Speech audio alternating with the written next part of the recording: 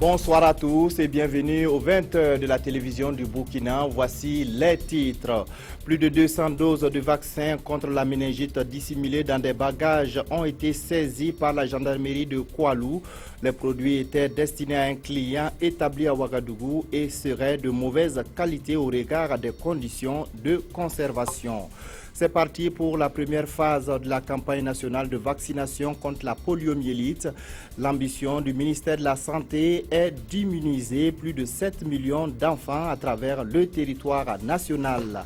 Fin de la campagne africaine pour l'Union sportive des forces armées. L'USFA a été battue ce soir au stade du 4 août par le Kaukab du Maroc 5 buts à 4 à l'issue des tirs au but. Le score à l'issue des 90 minutes était de 3 buts partout. Et puis François Hollande a mal accueilli à l'ouverture du salon de l'agriculture à Paris. Le président français a été hué par les agriculteurs, mécontents de la baisse des prix de leurs produits et de la faiblesse des subventions accordées par l'État français. La gendarmerie de Koualou, localité située à la frontière entre le Bénin et le Burkina Faso, a saisi plus de 200 doses de vaccins contre la méningite cachées dans les bagages d'un voyageur. Les vaccins de mauvaise qualité en provenance d'un pays voisin devaient transiter par Ouagadougou. Une personne a été interpellée. Yacouba Kina et Mamadouba. C'est un lot de faux produits pharmaceutiques que des délinquants s'apprêtaient à écouler. Plus de 200 doses de vaccins méningo-coccique A plus C saisis par la gendarmerie de Koualou dans la Kompienga. Ces produits étaient discrètement dissimulés dans un panier et se trouvaient sur les porte-bagages d'un car d'une société de transport de la place faisant la navette entre Ouagadougou et Cotonou. Un circuit de distribution et de conservation qui laisse à désirer, selon la présidente de l'Ordre des pharmaciens de l'Est. Nous avons constaté qu'au niveau des dates de péremption, ce ne sont pas comme les produits que nous avons l'habitude de vendre. Nous ne pouvons pas garantir leur origine. Ce sont des produits spéciaux, c'est des vaccins. Ils doivent être conservés entre plus 2 degrés et plus 8 degrés, donc au réfrigérateur. Une fois que ce circuit n'est pas respecté, les vaccins, on ne peut plus garantir leur efficacité, non seulement, mais ils peuvent même devenir toxiques pour les populations. Interpellé par la gendarmerie, un des complices installés à Ouagadougou reconnaît avoir commandé ces produits pour un monsieur résidant hors du Burkina. Il s'était rendu tout dernièrement dans ce pays étranger courant janvier 2016 et aurait laissé la charge à un ressortissant de ce pays de lui trouver les produits. Les médicaments ayant été trouvés, c'est là que ce ressortissant de ce pays a envoyé le colis qui malheureusement pour ce réseau n'est pas arrivé à destination grâce à la vigilance des gendarmes. Pour l'heure, l'enquête suit son cours afin de s'assurer que les vaccins n'ont pas été écoulés. De quoi mettre sur leur garde les pharmaciens qui viennent d'achever une formation à Ouagadougou. Issus de 10 pays d'Afrique, ils ont été déclarés aptes à gérer l'approvisionnement pharmaceutique et à veiller sur la qualité des médicaments après 4 semaines d'intense formation. Le point avec Konsoum Koulibaly et Pascal Kané. Ils sont 49 pharmaciens venus de 10 pays de l'Afrique subsaharienne à prendre part à cette 6e session du diplôme universitaire en gestion des approvisionnements pharmaceutiques. Tous sont déclarés dignes de ces diplômes et aujourd'hui, ils reçoivent leur parchemin. C'est la première fois que de tels résultats est enregistré depuis le lancement de ce programme. Il y a des normes qui, peut-être qu'on le savait, on les avait oubliées, mais qu'on a encore revues, voilà, avec les nouvelles innovations. Donc je pense que les pratiques quotidiennes doivent s'améliorer. Donc pour la sécurisation des produits dans notre pays. La première semaine, c'était purement de la pharmacologie. La deuxième, l'assurance qualité, puisque maintenant nous sommes tous dans une démarche assurance qualité, que ce soit dans le domaine pharmaceutique ou tout autre domaine. Et puis nous avons fini avec les 2 dernières semaines avec de la gestion des approvisionnements pharmaceutiques. Avec ces diplômes, ils sont normalement capables de mieux gérer le cycle d'approvisionnement des médicaments et des intrants, entre autres dans des projets et programmes de santé de la reproduction, de la lutte contre le paludisme et s'assurer de leur qualité. Des compétences dont le Burkina a besoin en témoigne la récente rupture des intrants de prise en charge gratuite du paludisme grave chez la femme enceinte et chez l'enfant. Ces genres de formations permettent justement d'outiller donc, la chaîne, l'ensemble des personnes qui sont chargées de gérer les intrants et les médicaments donc, dans le domaine de la santé, d'être outillés pour anticiper sur ces genres d'événements qui sont souvent fâcheux pour nos concitoyens. De retour sur le terrain, les lauréats promettent de mettre à la disposition des populations du bon médicament au bon prix. La campagne nationale de vaccination contre la poliomyélite a été lancée aujourd'hui à Kombisiri. C'est le ministre de la Santé, Smaïla Ouedraogo, qui a administré le premier vaccin. L'objectif est de vacciner plus de 7 millions d'enfants de 0 à 5 ans contre cette maladie invalidante. Nathalie Savadogo. C'est parti pour le premier passage des Journées nationales de vaccination contre la poliomyélite 2016. Ici, à Kombisiri, premier responsable en charge de la santé, partenaires techniques et financiers, population de la localité, s'emploie à ce qu'aucun enfant de 0 à 5 ans n'échappe à la vaccination, quel qu'en soit son lieu d'habitation. Nous sommes dans une phase d'éradication de la maladie. Et dans cette phase d'éradication de la maladie, on ne doit pas échapper. Aucun enfant ne doit échapper à la vaccination. Ici bien au Burkina qu'en dehors des frontières du Burkina. C'est pour cela que cette vaccination se fait de façon conjointe avec les pays amis et voisins du Burkina Faso. Au total, plus de 7 millions d'enfants sont concernés pour cette vaccination. Le Burkina Faso a été cité comme pays exemplaire dans la lutte contre la poliomyélite. Pour les partenaires, il faut redoubler d'efforts pour conserver les acquis. Il faut continuer à maintenir ces acquis, à renforcer, parce qu'il y a encore quelques pays qui ont encore la circulation du virus sauvage. Si bien que le Burkina ayant 6 frontières, il est important que l'OMS puisse continuer à appuyer le gouvernement. Nous apprécions beaucoup déjà le pas franchi. Vous avez entendu que déjà à ce pays, il n'y a plus de cas de polio depuis bientôt 6 ans. Mais il y a encore énormément de choses à faire pour garder le cap. Le premier passage se déroule du 26 au 29 février 2016 et le ministre de la Santé invite toute la population burkinabé des villes et campagnes à se mobiliser pour booster à jamais la poliomyélite hors des frontières. Les chirurgiens dentistes du Burkina sont en formation. La session est axée sur le management des services bucco-dentaires. Ils vont également révisiter le code déontologique, les règles d'ouverture des centres de soins bucco-dentaires et la planification des activités dans le système sanitaire. Mokhtar Ouedraogo, Lazare Pouya. C'est une rencontre de formation continue et d'échange sur la déontologie de la profession dentiste et surtout pour revisiter les textes réglementaires de l'ouverture d'un cabinet de soins bucco-dentaires. La profession de chirurgie dentiste exige entre autres la maîtrise parfaite et à défaut une connaissance profonde du code de déontologie. Tous les dentistes doivent connaître les b.a.-ba de ce code-là qui régit notre profession. Ensuite, au niveau pratique quotidienne, nous sommes confrontés à de nouvelles technologies qui permettent quand même à la profession d'avancer. Et ce n'est pas tout le temps que les confrères ont la possibilité de participer à des séminaires internationaux. Donc l'ordre dans ses prérogatives, la formation continue et permanente de ses membres. Convaincu que la bouche est le lieu par excellence où plusieurs maladies atterrissent avant de muter vers d'autres endroits du corps humain, ces chirurgiens dentistes vont au cours de cette rencontre renforcer leurs connaissances sur la planification des activités dans le système sanitaire et sur l'utilisation de certains médicaments. Pour le ministère de la Santé, ça permet évidemment d'améliorer la pratique, souvent l'harmoniser, et cela permet d'habitude d'avoir une meilleure prise en charge évidemment donc des malades, bien entendu. C'est ça l'important de la formation continue. Et aussi, c'est très important, ça permet de réactualiser les connaissances. Plusieurs communications prévues à cette rencontre d'une journée permettront à ces chirurgiens dentistes de réactualiser leurs connaissances sur le management des services de santé bucco-dentaires. Les députés membres du groupe parlementaire MPP veulent mettre fin à l'impunité dans la gestion du foncier urbain. Une commission d'enquête parlementaire sera mise sur pied pour faire la lumière sur l'attribution des parcelles au Burkina.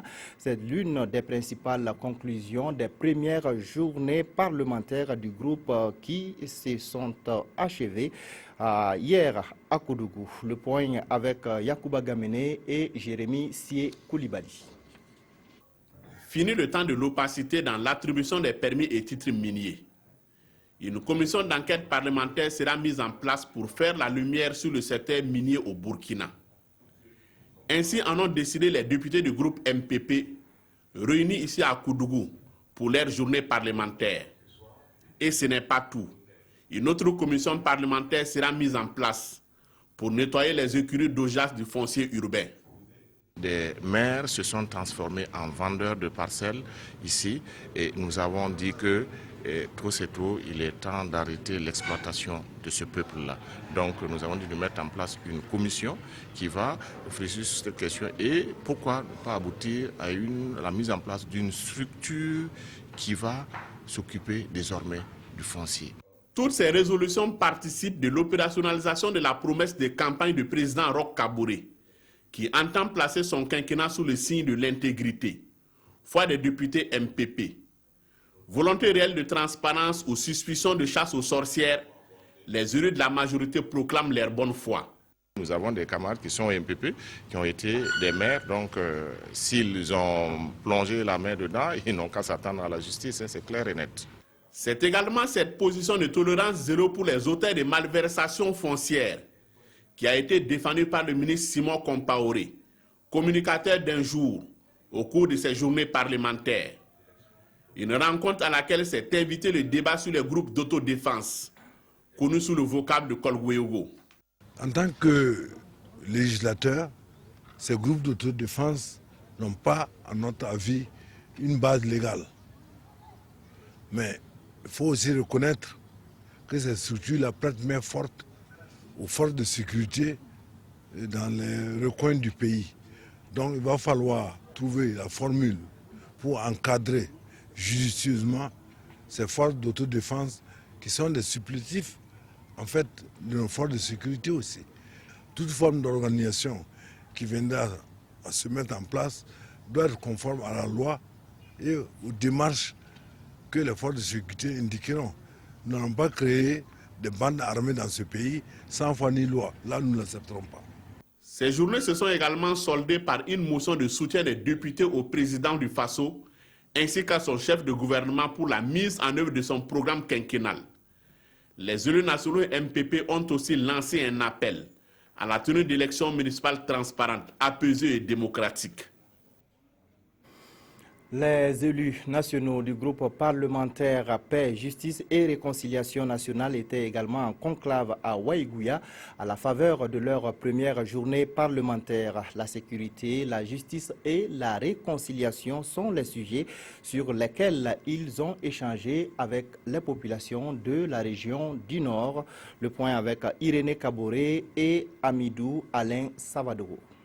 À cette première journée parlementaire du groupe Paix, Justice et Réconciliation nationale, les participants se sont penchés sur les questions de la sécurité et de la réconciliation des fils et filles du Burkina. Et pour ces groupes parlementaires, la justice et la réconciliation sont des facteurs indispensables pour le développement du pays. Un pays divisé ne peut aller nulle part. Seule la cohésion, seule la solidarité, l'amour de ce pays, parce qu'il faut un certain dépassement de soi. Ceux qui ont subi des vengeances sont révoltés.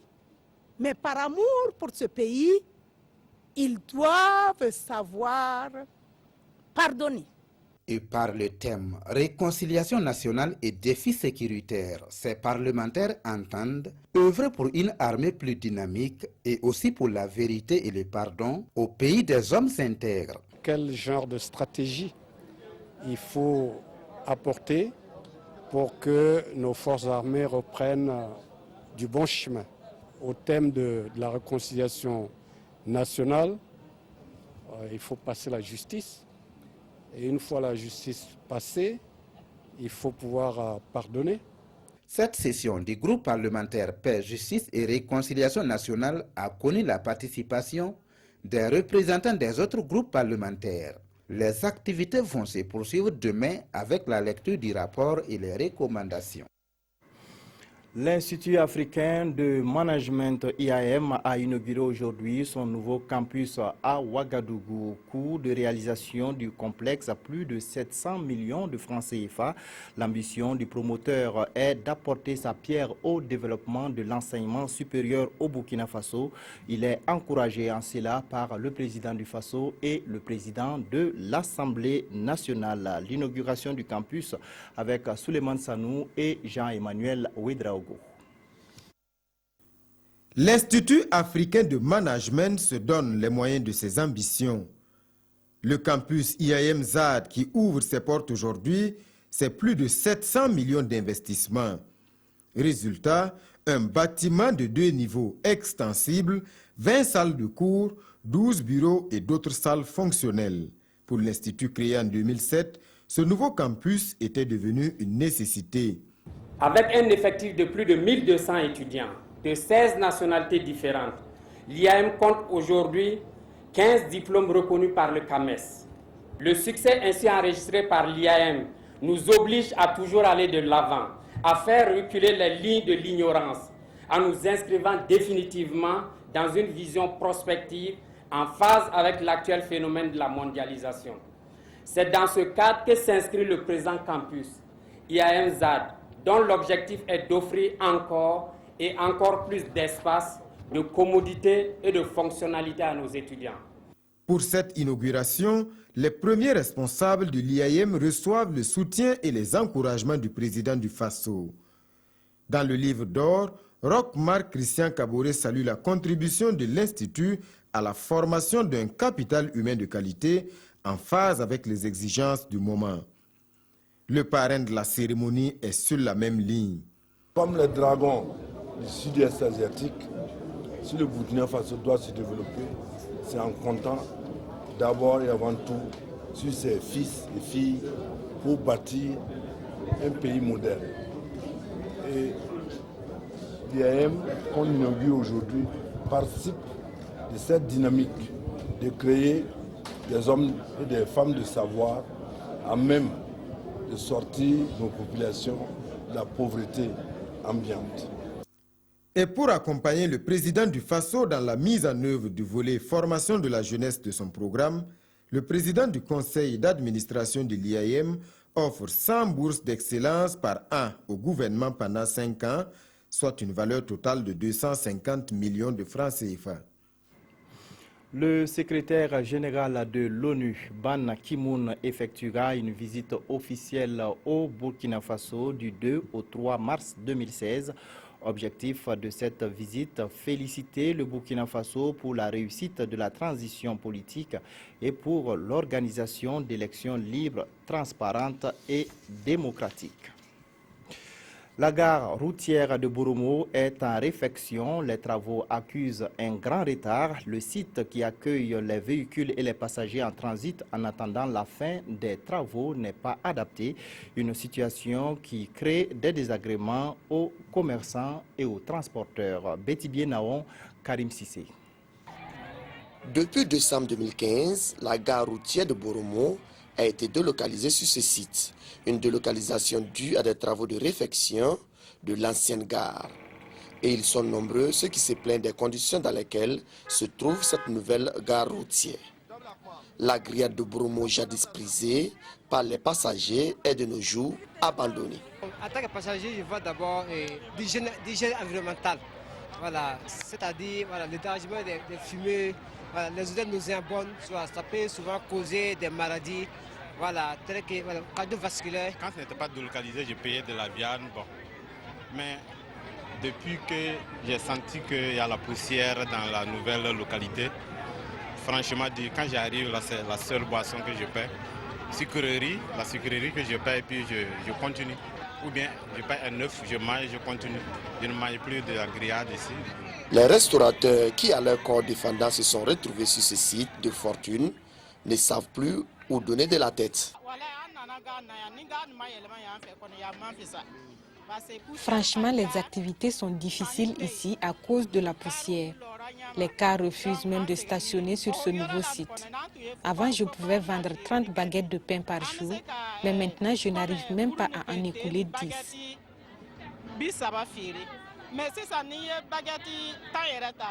Avec la dévaluation du marché, là, vraiment, bon, les gens se cherchent. Il y avait des gens qui avaient leurs boutiques. Alors là, ils sont obligés de pousser les charrettes en fait, pour vendre ce qu'ils avaient. Vraiment, vous voyez même tous ceux qui sont arrêtés là. Les Mosidi, il est là. Donc, nous avons donné 2-3. Le manque de clôture sur ce nouveau site n'est pas pour faciliter les choses. Et certains usagers se trouvent exposés à l'insécurité, surtout à partir d'une certaine heure. Ici, normalement, il devrait arranger l'autre côté rapidement. Ici, là, bon, il n'y a pas de sécurité comme l'autre côté là. Donc ici, c'est populairement, donc il n'y a pas de sécurité comme ça, comme l'autre côté. Les travaux de réfection de l'ancienne gare, qui ont débuté en décembre dernier, se poursuivent toujours. Un chantier qui, d'ailleurs, accuse un retard vis-à-vis du cahier de charge. Apparemment, on a commencé le travail depuis le 4 décembre. Voilà, jusqu'à présent, on est toujours sur le travail. On avait eu des difficultés dans le travail et puis bon, ça s'est ralenti 2 jours. Après, on a repris. Bon, jusqu'à présent, on continue le travail, tout doucement. Selon les cahiers de charges, présentement, on est dans des pénalités même, qu'on doit rapidement finir les travaux. Sinon, présentement, on est rentré dans des pénalités. Les habitants de Boromo souhaitent de tout cœur que les travaux finissent dans le plus bref délai, car sans cette infrastructure, l'économie de la ville tourne au ralenti, ont-ils ajouté. La 4e édition du Forum économique Africalia a refermé ses portes hier vendredi. Les organisateurs tirent un bilan positif de cette édition qui a permis aux hommes d'affaires d'Afrique et du reste du monde de nouer des partenariats pour le développement de leur entreprise. Le point avec Amadou Ilboudo et Bouma Ernest Nebié. Les hommes d'affaires ont fait de bonnes affaires à l'occasion de cette 4e édition du Forum ouest-africain de développement des entreprises, Africalia. Beaucoup de partenariats ont été noués. La satisfaction était grande chez les participants. En échangeant des idées et des perspectives, on peut mieux avancer que si chacun reste dans son coin.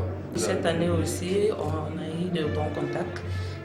J'ai eu des invitations dans d'autres pays. Je pense pouvoir visiter d'autres pays, m'inspirer de leur expérience. Sortir du Forum Africalia à ce Côte d'Ivoire ouvre ses portes ici dans 2 semaines, à ce Burkina Faso. C'est pour vous dire qu'on a eu des opportunités. Pour les organisateurs, le Forum a tenu toutes ses promesses. Que nos objectifs ont été largement atteints. Et durant ces 2 jours, plus de 5000 rendez-vous d'affaires ont été organisés. Et les enquêtes que nous faisons au jour le jour indiquent que 87% de ceux qui ont eu les rencontres B2B s'estiment satisfaits. La Chine, Taïwan, la Tunisie ainsi que la Côte d'Ivoire ont participé massivement à cette 4e édition du Forum Africalia.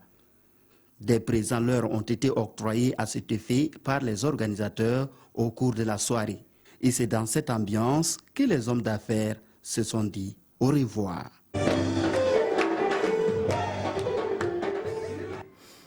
Les greffiers du Burkina sont en congrès à Ouagadougou à l'appel de leur syndicat. Ils réfléchissent sur le rôle et la place du greffier dans le renouveau de la justice.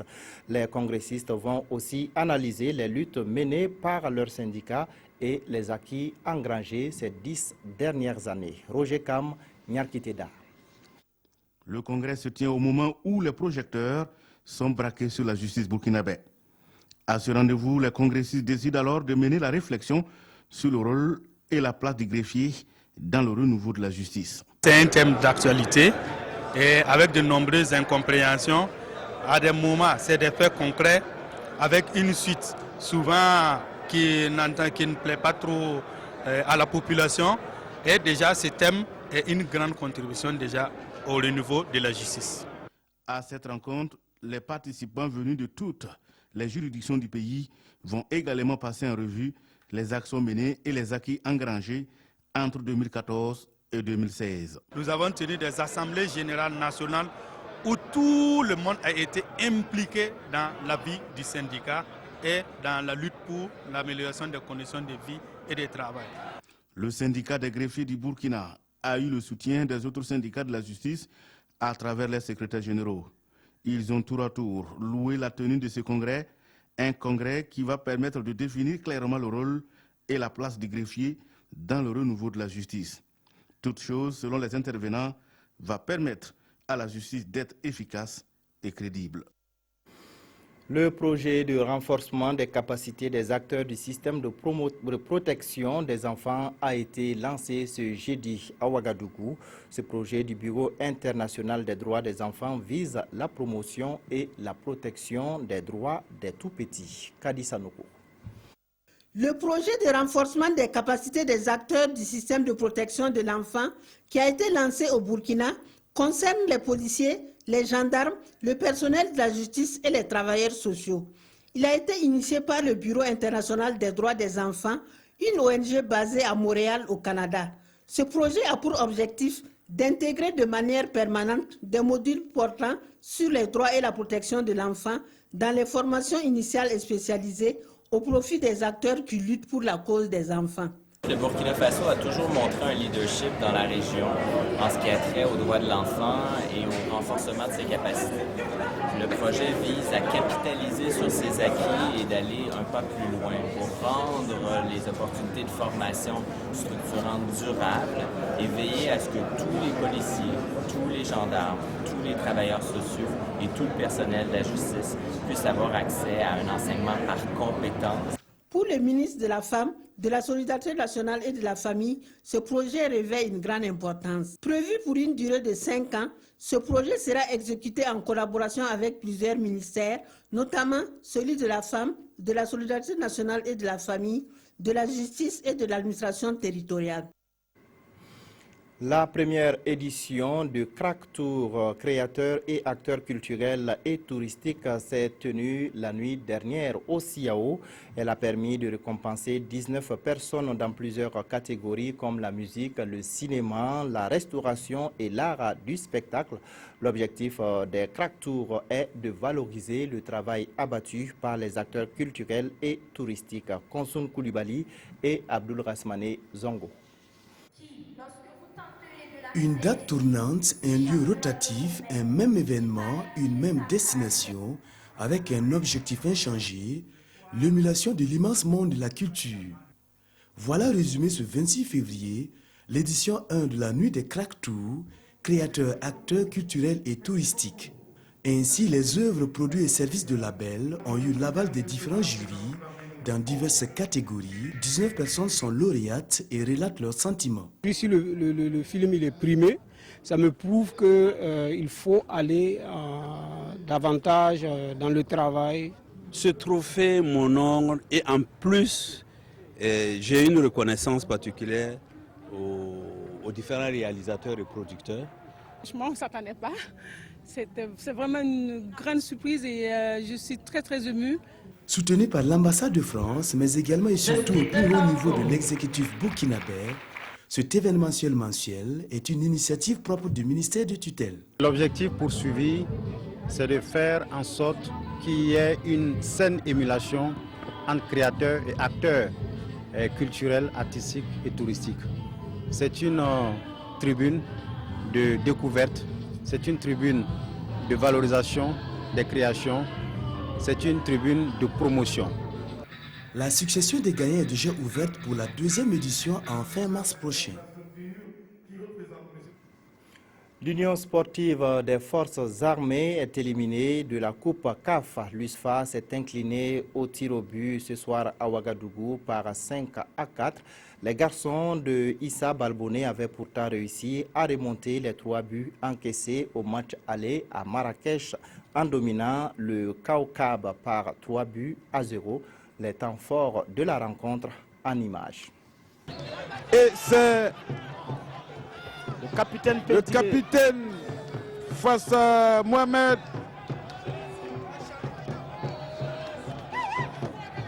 Le coup de sifflet, il prend du temps. Et c'est le but ici, ouverture du score.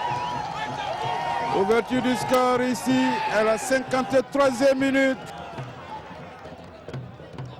Sa première balle. Voilà, très bien joué.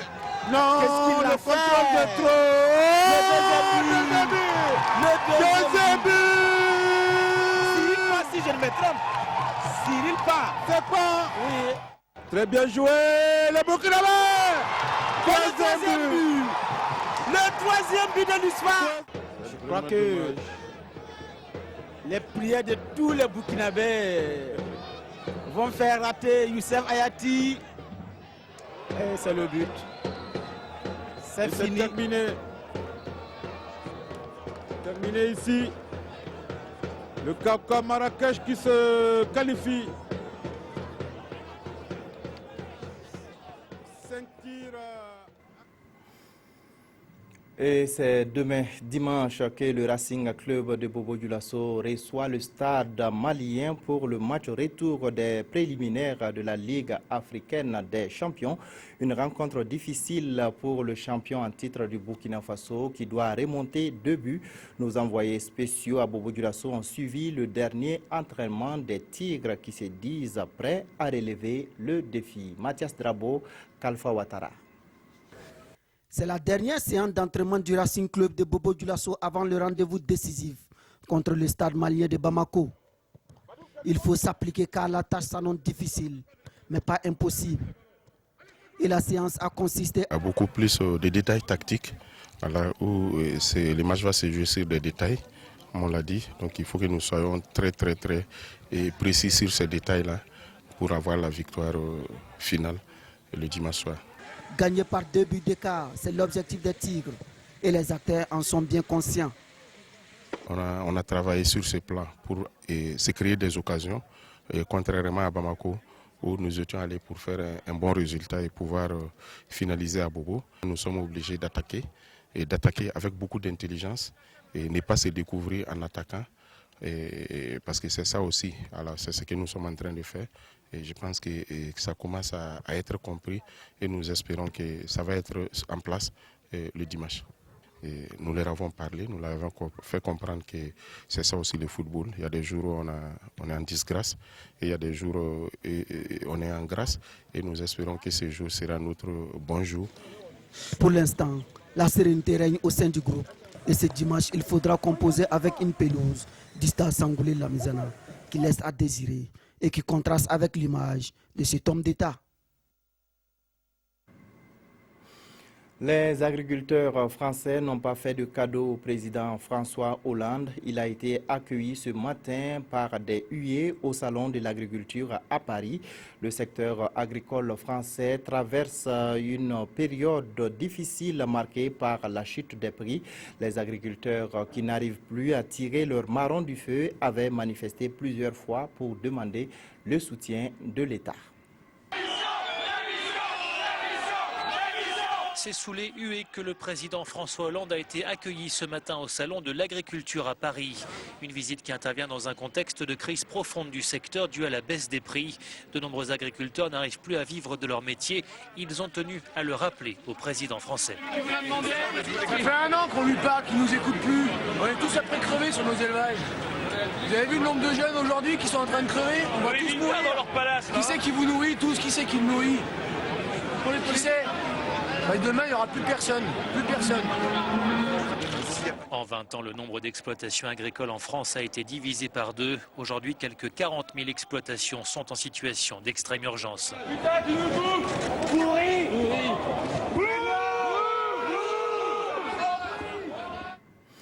Les universités sud-africaines sont en proie à la violence. 3 facultés ont été fermées ces derniers jours. Les tensions raciales et les revendications économiques des étudiants sont à l'origine de ces violences. 25 ans après l'abolition de l'apartheid, le monde universitaire sud-africain est en ébullition. En cause, un cocktail potentiellement explosif de tensions raciales et de revendications économiques. 3 facultés ont été fermées en raison des violences de ces derniers jours, comme ici à l'Université publique du Nord-Ouest. Mercredi soir, plusieurs bâtiments ont été incendiés et détruits par des étudiants en colère. La police les a dispersés à coups de balles en caoutchouc et de gaz lacrymogène. Le président Jacob Zuma est intervenu pour dénoncer ces dégradations. Aussi grande soit la colère colère de ses étudiants, a-t-il indiqué, elle ne devrait pas les pousser à brûler leur propre université et à priver les autres d'éducation. Également fermée, l'université de Free State, dans le centre du pays.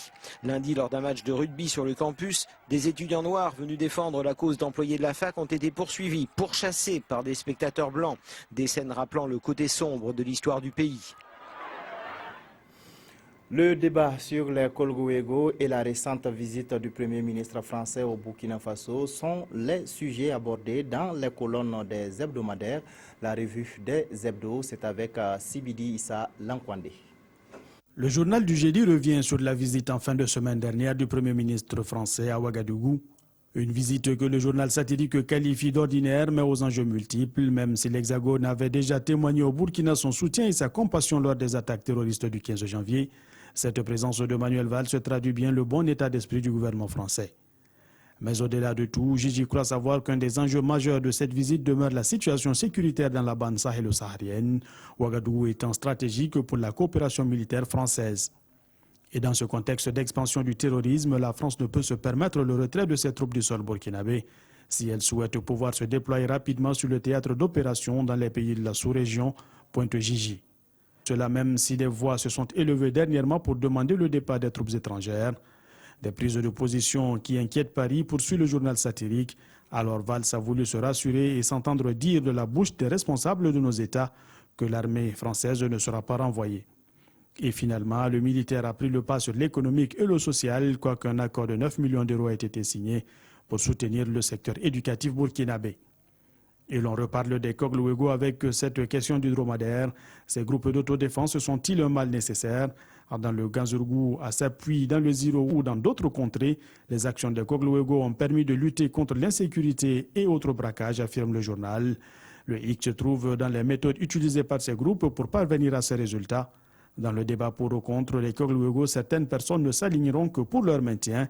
Les forces de sécurité semblent avoir démissionné et les populations contraintes de s'organiser contre les bandits. À l'État donc de lutter efficacement contre le grand banditisme et le Kolgoego disparaîtra de lui-même, conclut Gigi. La fin de cette édition. Merci de nous avoir suivis. Passez d'excellents moments en compagnie de nos programmes.